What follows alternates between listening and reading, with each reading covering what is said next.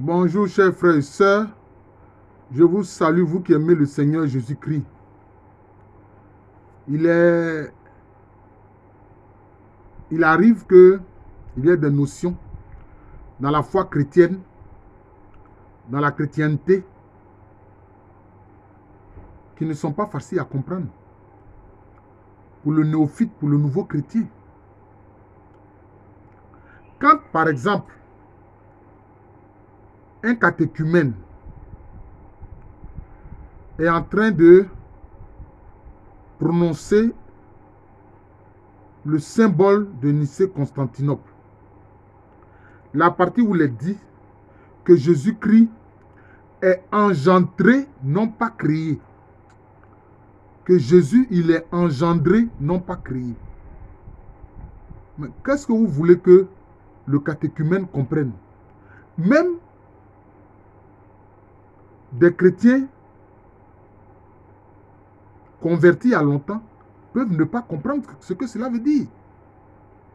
Engendré, non pas créé.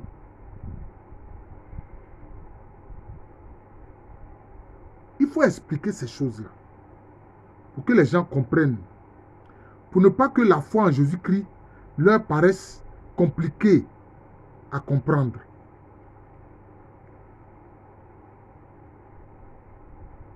Jésus engendré, non pas créé. Bon, une créature, qu'est-ce que c'est?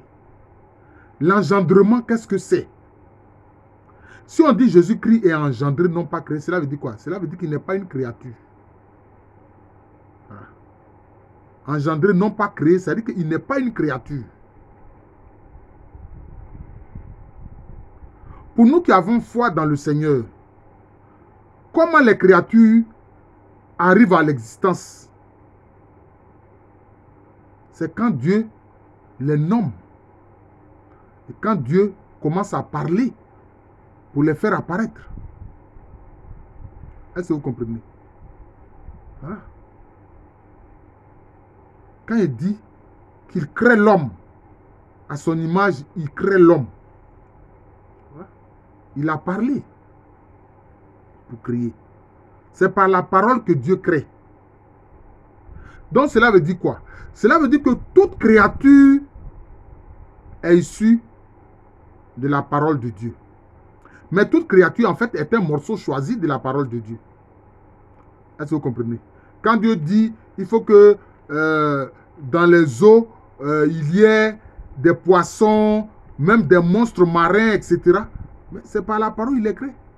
Et à chaque créature correspond une parole. Oui. À chaque créature correspond une parole. Quand il dit créons la lune pour présider à la nuit, le soleil pour présider au jour, etc. Donc, ça correspond à une parole. Chaque créature est le produit d'une parole. Jésus, lui, n'est pas créature. Parce qu'il n'est pas le produit d'une parole. Mais Jésus, lui, il est qui? C'est lui qui est la parole même de Dieu. Voilà, c'est comme ça qu'il faut comprendre. Jésus, lui, il est la parole de Dieu. Donc, c'est par lui que Dieu crée. Lui, il est la parole. Oui. Lui, il est la parole. Et c'est par la parole que Dieu crée. Lui, il est engendré, non pas créé. Mais à quel moment on dit qu'il est engendré? Pourquoi est-ce qu'on dit qu'il est engendré?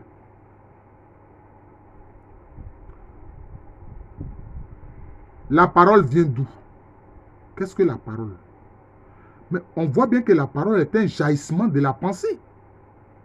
La parole, je reprends, est un jaillissement de la pensée. La parole, c'est quand la pensée qui est cachée se rend audible. Parce que la pensée est cachée. Qu'est-ce qui révèle la pensée? C'est la parole qui la révèle. Jésus-Christ est la parole de Dieu. Donc c'est lui qui révèle Dieu. En fait, c'est comme ça qu'il faut comprendre ça. Puisque c'est lui qui est la parole de Dieu. Donc, on peut dire que la parole est un engendrement de la pensée. La pensée est cachée. Le Père Céleste est caché. On ne peut pas voir le Père Céleste. Le Père Céleste est caché. Il se manifeste par sa parole.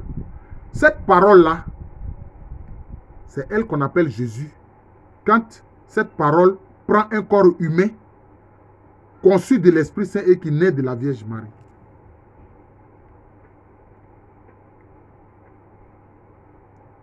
Parce que le Christ existe de toute éternité. Mais quand il vient dans l'histoire des hommes et qu'il se fait homme, c'est ça. Alors on va l'appeler Jésus. Jésus-Christ. Est-ce que vous comprenez? C'est ça. Lui, il est la parole de Dieu. C'est pour ça qu'il est dit dans le symbole de Nicée-Constantinople que Jésus-Christ, il est engendré, non pas créé. Parce que la parole est un engendrement de la pensée. Donc vous voyez que, en fait, la parole, c'est une manifestation de la pensée qui est cachée. C'est pour ça que, à Philippe, comme à Nathanaël, Jésus a dit, qui m'a vu a vu le Père. Mais parce qu'il est la parole du Père. Parce qu'il est la parole du Père. C'est pour ça qu'il a dit, le Père et moi, nous sommes un. Qui m'a vu a vu le Père. Et vous-même, en tant qu'être humain, vous-même, vous voyez que votre parole, là, c'est un jaillissement de votre pensée. Votre parole est un engendrement de votre pensée. Votre parole est un engendrement de votre pensée. Je reprends. Votre parole est un engendrement de votre pensée. Jésus-Christ, parole de Dieu, est un engendrement du Père céleste. Donc quand on dit Jésus-Christ, engendré, non pas créé, c'est ce qu'il faut comprendre. Parce qu'en fait, c'est lui qui est la parole de Dieu qui crée, en fait. Est-ce que la parole est différente de la pensée? Non. La parole, c'est la pensée, mais qui se rend audible. C'est-à-dire qui fait qu'on entend sa voix et puis on entend ça. C'est ça. Engendrer, non pas créer, c'est ce qu'il faut comprendre. Jésus n'est pas une créature. Bien qu'il se fait homme. Mais c'est lui qui est la parole de Dieu qui crée de toute éternité. C'est ça en fait. C'est important d'avoir une bonne compréhension de ces notions-là. Parce que quand les gens récitent, vraiment j'ai entendu des catéchumènes, ils sont en 3e année, ce sont des jeunes. Ils récitaient le symbole de Nicée-Constantinople. Jésus-Christ engendré, non pas créé, de même nature que le Père. Et par lui, tout a été fait. Bien sûr. Parce que la parole est de même nature que la pensée. Mais seulement l'homme lui ment. Ah, c'est ça qui fait la différence. Dieu lui ment pas. Dieu lui dit toujours la vérité. Donc sa parole est toujours conforme à sa pensée. Le Christ est conforme au Père. C'est ça. Je vous remercie. Maintenant, bon, ceux qui vont poser l'esprit. Mais l'esprit, c'est aussi. C'est pour ça qu'on dit quoi?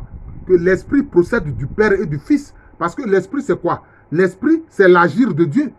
On peut dire que la pensée, c'est le Père. Le Christ Jésus, c'est la parole. Et puis maintenant, le Saint-Esprit, c'est lui qui agit. Quand tu as prié, puis tu dis au nom de Jésus, là, qui applique ça? C'est le Saint-Esprit qui le fait. Et toi-même, c'est ce que tu fais. Tu penses, tu parles, tu agis. Tu penses, tu parles, tu agis. C'est comme ça. Seulement pour la divinité, la pensée est une personne. La parole est une personne, Jésus-Christ. La pensée est une personne, le Père. La parole est une personne, Jésus-Christ. Et l'agir de Dieu, c'est le Saint-Esprit. C'est une personne. C'est ce qu'on appelle les hypostases. Les hypostases. Vous comprenez? Donc Jésus-Christ engendré, non pas créé. Il faut comprendre ça. Je vous remercie. Je suis le frère Jean de l'amour de Jésus. C'est mon nom spirituel. Et à l'état civil, je suis le professeur Alouko Amérénie. Vraiment, je demande à ce que, justement pour le catéchisme, on puisse expliquer cela aux catéchumènes. C'est important. C'est pour ça que je dis que les chrétiens qui découvrent cette chaîne YouTube de moi, Jean de l'amour de Jésus, qu'ils partagent. Ceux qui vont découvrir ça, qu'ils fassent connaître à leurs enfants qui sont catéchumènes ce que j'enseigne, pour qu'ils comprennent. Pour ne pas qu'ils soient trompés et qu'ils soient détournés de la foi. Pour ne pas qu'ils soient détournés de la foi. Parce que la foi catholique et apostolique, elle vient du témoignage des apôtres. C'est pour ça que vous remarquerez, puisque Jésus-Christ est la parole divine, il est la parole de Dieu. Concernant Jésus, qu'est-ce que le Père dit? Il dit de Jésus, celui-ci est mon fils, écoutez-le. Mais parce qu'on peut dire que la parole est un peu le fils, entre guillemets, de la pensée. Vous ne pouvez pas dire comme en français on dit la parole, donc c'est d'un genre féminin. Sinon, la parole, on peut dire que la parole est fils de la pensée. C'est pour ça que le Père se contente de dire, écoutez Jésus. C'est Jésus qu'il faut écouter. Si tu as écouté Jésus qui est la parole de Dieu, donc tu connais la pensée du Père. Tu connais la pensée du Père. Et quand Jésus dit que le Saint-Esprit va le glorifier, mais le Saint-Esprit va mettre en application la parole que lui il a prononcée. C'est comme ça. Parce que l'action de Dieu, c'est le Saint-Esprit. C'est le Saint-Esprit qui est l'agir de Dieu. Jésus-Christ, vrai Dieu, parole, engendré. Il n'est pas créature. Même si de l'extérieur, les gens ont vu que voilà, c'est un être humain. Mais c'est pour ça qu'on dit, il a pris tout de l'être humain, excepté le péché. Parce que lui n'est pas créé, lui il est engendré. Conçu de l'Esprit Saint, il est engendré par le Père. Voilà, c'est ça. Bon après-midi à tous.